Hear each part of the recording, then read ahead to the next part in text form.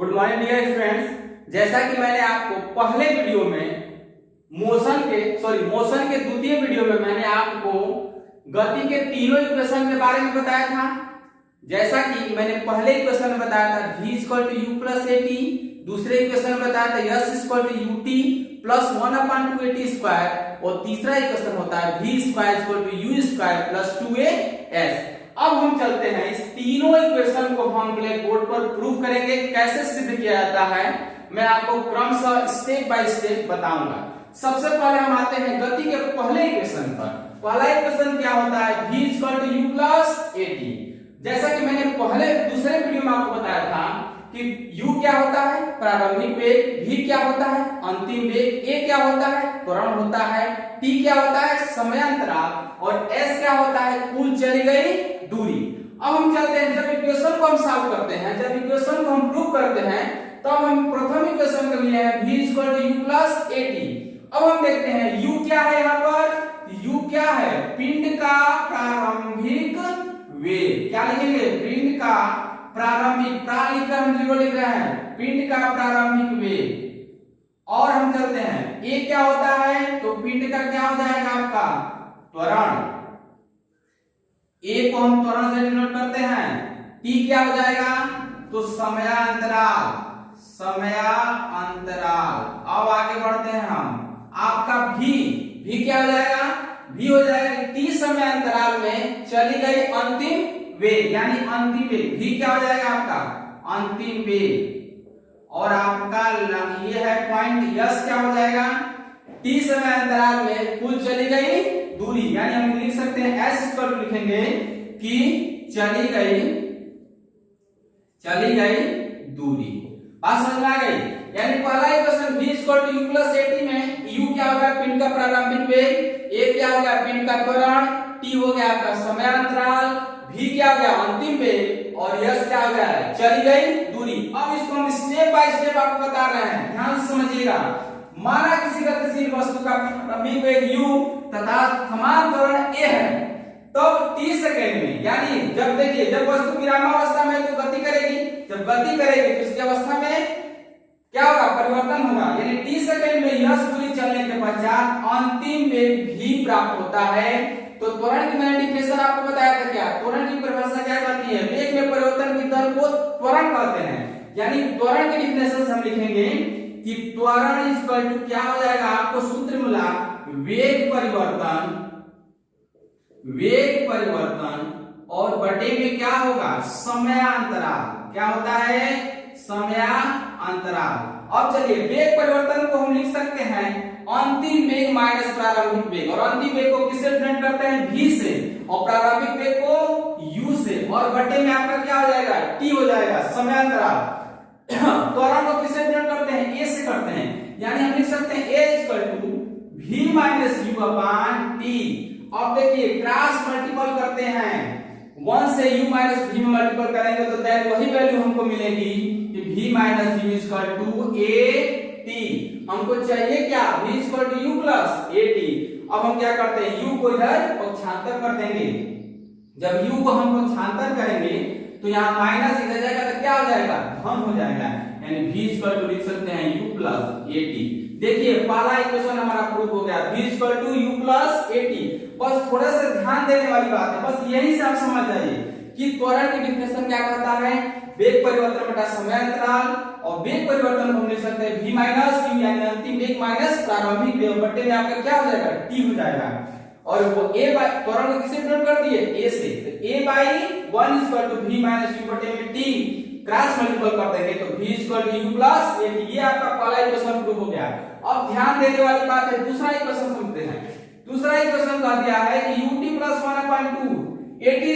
इसका नियमन हम करेंगे तो अगेन इसमें एक पॉइंट ध्यान देंगे कि पुनः यही वाला जो मैटर आपका है, ये वाला मैटर इतना हम इसमें ऐड कर लेंगे, यही वाला पूरा मैटर कि गतिशील वस्तु का प्रारंभिक वेग u इसमें दिया है तथा समान त्वरण क्या है आपका ये है। अब 30 सेकंड बाद यस दूरी चलने के पश्चात अंतिम वेग क्या मिलता है, इसको हम सॉल्व करेंगे कि 1 सेकंड में वस्तु के वेग में वृद्धि, तो हम क्या लिखेंगे यहाँ आपका वेग a होता है, और यहाँ लिखेंगे कि गति प्रारंभ होने के 1 सेकंड बाद वस्तु का वेग, यानी आपका हो जाएगा क्या, u प्लस ए। देखिए जब वस्तु विरामावस्था में है, जब गति करेगी, यानी पहले सेकंड में पूछ रहा है कि गति प्रारंभ होने के प्रथम सेकंड बाद वस्तु का वेग क्या हो जाएगा, v प्लस यू।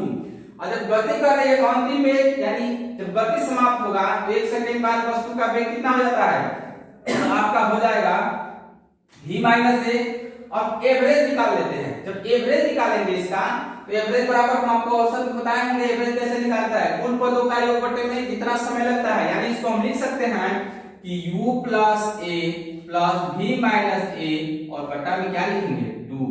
अब देखिए इसको हम सॉल्व करेंगे तो a से कट जाएगा, देखिए ये प्लस है माइनस है, आपको मिला क्या u प्लस v बाई 2। हमको ये एवरेज क्या मिल गया, u प्लस v बाई 2। उसी प्रकार से दूसरे सेकंड के लिए भी हम निकालेंगे, यानी गति प्रारंभ होने के 2 सेकंड बाद वस्तु का वेग क्या हो जाएगा, u प्लस 2a। उसके बाद गति समाप्त होने के 2 सेकंड बाद वस्तु का वेग कितना होगा, v माइनस 2a। ये डैश डैश का मतलब समझ जाइए कि जो शब्द ऊपर लिखा गया है सेम वही शब्द यहाँ है। जैसे गति, उसके नीचे हमने ये चिन्ह लगा दिया, इसका मतलब गति। बात समझ आ रही है, यानी v माइनस 2a। अब इसका हम निकाल लेंगे क्या, एवरेज निकालेंगे। तो एवरेज निकालेंगे तो मैंने पहले स्टेप में आपको बताया था, इसको यह u plus 2a plus v minus 2a बटे में 2। अब देखिए 2a से 2a कैंसिल हो गया, तो मिला क्या हमको, देखिए पुनः मिला है u प्लस v बाई 2, यानी आपका जो त्वरण है क्या है, स्थिर है। अब हम कर सकते हैं 30 समय पश्चात कुल चली गई दूरी, तो यस इक्वल टू क्या लिखेंगे, यस इक्वल टू लिखेंगे कि u plus v by 2 into t। बात समझ में आ गई। अब देखिए v आपके यहां मिला और v इक्वल टू क्या होता है, u प्लस at। अब हम क्या करेंगे कि गति के प्रथम समीकरण से v का मान हम इसमें पुट कर देंगे, यानी हम s इक्वल टू लिख सकते हैं u प्लस at बाई 2 और t आपका क्या हो जाएगा, मल्टीपल हो जाएगा। अब क्या करते हैं, देखिए अब हम u है, ये भी सेम राशि से जुड़ जाएंगे, यानी s इक्वल टू हो जाएगा 2u प्लस at और बटे में क्या हो जाएगा 2 इंटू t। अब देखिए यहाँ थोड़ा सा यहाँ समझते हैं। अब देखिए थोड़ा सा इसको तोड़ लेते हैं खंड में, यानी हम लिख सकते हैं s equal to 2u by 2 और प्लस 1 बाई 2 at। ठीक है, अब ये 2 से 2 कैंसिल यहाँ हो गया, तो हम क्या लिखेंगे, s इक्वल टू हो जाएगा u प्लस 1 बाई 2 at। अब t से मल्टीपल कर देते हैं, t से मल्टीपल कर देंगे तो s equal to ut plus 1 by 2 at square. देखिए दूसरा इक्वेशन हमको मिल गया, s equal to ut plus 1 by 2 at square. हमने प्रूव कर दिया क्या, s equal to ut plus 1 by 2 at square. ये दूसरा इक्वेशन प्रूव हो गया बहुत ही आसान तरीके से। अब हम चलते हैं तीसरा इक्वेशन। तीसरा इक्वेशन आपका क्या कहता है कि v square equal to u square plus 2a। Yes, अब देखिए इसका निरूपण हम कैसे करेंगे। गति का पहला इक्वेशन देखेंगे, गति के प्रथम इक्वेशन से, गति के प्रथम समीकरण से ध्यान से देखेंगे। गति का प्रथम समीकरण क्या कहता है, v equal to u plus at।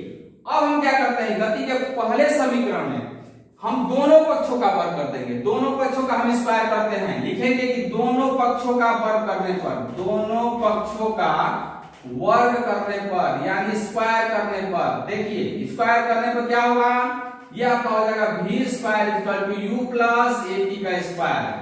अब आपने मैंने बीजगणित में मैंने आपको बताया था सूत्र आपका होता है a प्लस b का whole square equal to a square plus b square plus 2ab। बीजगणित में मैंने आपको बताया था a प्लस b का whole square, a square plus b square plus 2ab।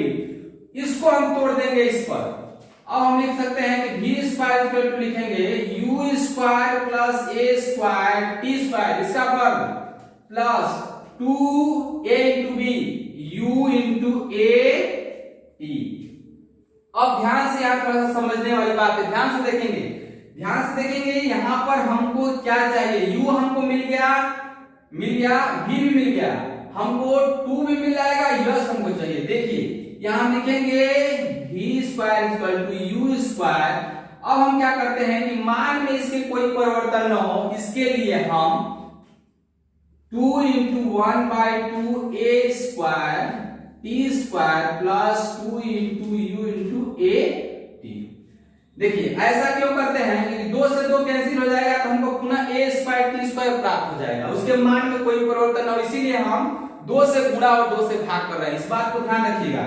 अब हम चलते हैं, अब देखिए v स्क्वायर हो गया u स्क्वायर प्लस, अब देखिए यहाँ भी 2 है यहाँ भी 2 है, कॉमन निकल गया, यहाँ भी a है और यहाँ भी है, कॉमन निकल गया। अब ये बचा क्या, देखिए यहाँ पर बचा आपका है 80 1/2 80 स्क्वायर और प्लस यहाँ क्या बचा, देखिए u और t, u और t बचा, 2 को हमने बाहर निकाल लिया, a भी बाहर निकाला, बचा क्या u बचा और t बचा।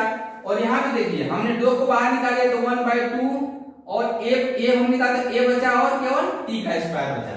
अब हम देखिए इसको क्या लिख सकते हैं, v स्क्वायर इक्वल टू लिख सकते हैं u स्क्वायर प्लस 2a। अब इसको सुव्यवस्थित क्रम में लिख लीजिए, हम इसको लिख सकते हैं ut प्लस 1/2 at स्क्वायर। देखिए ut प्लस 1/2 at स्क्वायर किसका है, यस इक्वल टू, दूसरा इक्वेशन देखिए S equal to ut plus 1/2, यानी इसके स्थान को हम यस लिख सकते हैं, यानी हम लिख सकते हैं कि v square equal to u square plus 2a। देखिए तीसरा इक्वेशन मिसाल हो गया आपका, v square equal to u square plus 2s। एक बार और ध्यान से देखिए, मैंने पहले इक्वेशन बता दिया था v equal to u plus at, मैंने इसको भी एक्सप्लेन कर दिया था, u क्या है, a क्या है, t क्या है, सबको हमने बता दिया था। त्वरण के लिखने से मैंने ये भी बता दिया था कि वेग परिवर्तन बटा समयांतराल, यहां से हमने इक्वेशन को फर्स्ट को सॉल्व कर दिया था। दूसरा इक्वेशन देख लीजिए s equal to ut plus 1/2 at square, इसका भी निगमन हमने बहुत ही बेहतरीन तरीके से कर दिया है। बस यहाँ आपको बस ध्यान देने वाली बात है कि प्रथम समीकरण से v equal to u plus at है, तो v के स्थान पर u प्लस at का मान रखकर इस इक्वेशन को हम सॉल्व कर लेंगे, तो s equal to ut plus 1/2 at square प्राप्त हो गया। और तीसरा इक्वेशन कहता है v square equal to u square plus 2a।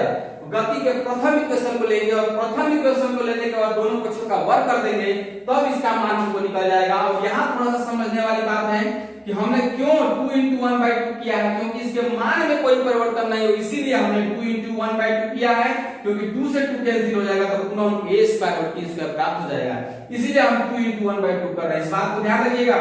इस क्वेश्चन को सॉल्व करने के बाद यहाँ हमने कर दिया है तो ut प्लस 1/2 at स्क्वायर, ये किसकी वैल्यू हो गई, ये यस की वैल्यू हो गई। आगे हम वीडियो में आपको बताएंगे जो गति के तीनों इक्वेशन है ये किस पर फॉलो करते हैं। u यदि 0 हो जाएगा तब क्या होगा, v 0 हो जाएगा तो क्या होगा, यदि a ऋणात्मक हो जाएगा तो हम बताएंगे आपको अगले वीडियो में। आज के लिए इतना ही, धन्यवाद।